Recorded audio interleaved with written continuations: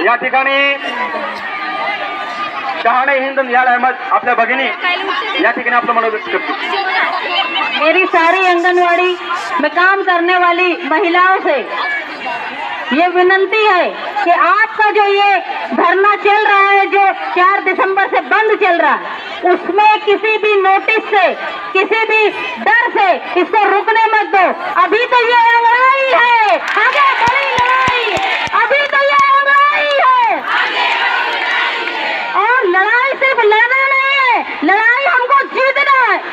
इसलिए सबको अपने सब बलिदान देके अपने हक के लिए लड़ना है। और हम हमारे साथ जो रईस शेख साहब, अबू आसिम आजमी साहब, आप लोगों की बात असेंबली में रखेंगे, ये वादा किया है आप लोगों से उन्होंने। आप लोगों ने यहाँ बोलने का मौका दिया, मैं आपकी शुक्रगुजार हूँ।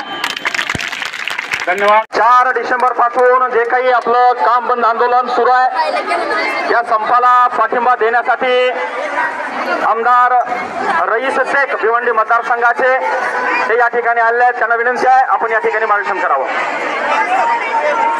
पूरे महाराष्ट्र से, मालेगांव से, भिवंडी से, मुंबई से आई हुई मेरी तमाम बहनों को मैं नमस्कार करता हूं।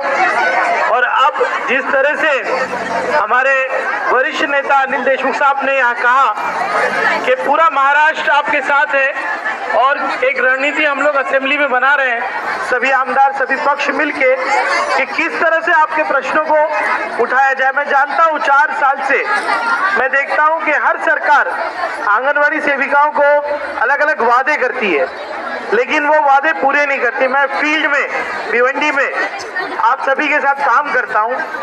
मैं आपसे एक वादा करता हूं कि सभी आमदारों को लेकर, सभी वरिष्ठों के सामने बात रख के हम जो है आपके मुद्दे रखेंगे और आने वाले दिनों में आपके संघर्ष को असेंबली तक ले जाएंगे। अनिल देशमुख साहब ने जो आज यहाँ वादा किया है, मैं, हमारे नेता अबू आसिम आजमी साहब और तमाम मेरे साथी आमदार जो विपक्ष में हैं, जो हमारे मालेगांव से हमारी बहन आई हुई है शाने हिंद, इन सभी को साथ में लेकर असेंबली में किस तरह से आपका मुद्दा उठा सकते हैं, इसका हम चर्चा करेंगे।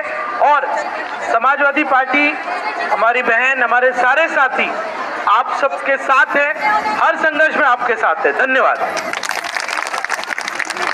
धन्यवाद शेख साहेब। निश्चितपणे आपण या ठिकाणी जो वादा केलेला आहे, तो वादा या राज्यातील 2,10,000 अंगणवाडी कर्मचाऱ्यांना त्या वाद्याच्या माध्यमातून आपण निश्चितपणे अंगणवाडी सेविकांना 26,000, मदतनीसांना 20,000 मिळवून दिल्याशिवाय स्वस्थ बसणार नाहीत, ही आशा आम्ही या ठिकाणी निश्चितपणे बाळगूया।